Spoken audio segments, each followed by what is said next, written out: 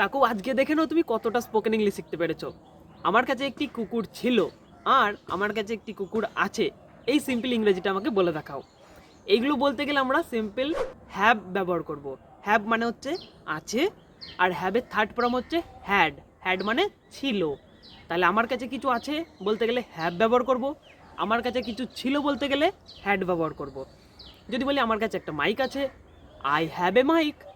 আমার কাছে একটি ফোন ছিল, আই হ্যাড এ ফোন। আমার কাছে একটি কুকুর ছিল, I had a dog. Simple না? এবার সমস্যা কোথায় হবে দেখো, যদি তুমি কোনো ব্যক্তির কাছে কিছু আছে বা ছিল যদি বলতে যাও সমস্যায় পড়ে যাবা। কেননা সেইটা যদি থার্ড পার্সন সিঙ্গুলার নাম্বার হয় তাহলে সেটা হ্যাজ হবে। হ্যাজ মানে আছে হয়ে যাবে, প্রেজেন্টে এটা বলছি। হ্যাঁ, এবার দেখো তাহলে রাজের কাছে একটা ফুটবল আছে, রাজ হ্যাজ আ ফুটবল।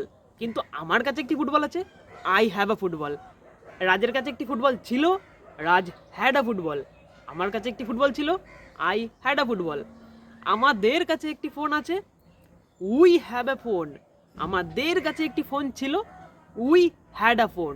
যদি তুমি সিম্পল জিনিসটা বুঝে থাকো তাহলে আমাকে বলে দেখাও, আমার কাছে একটি বল ছিল আর রাজের কাছে একটি বেড়াল ছিল। সিম্পল জিনিস আমাকে বলে কমেন্টে জানাও, আমি উত্তর দিয়ে দেবো ওখানে।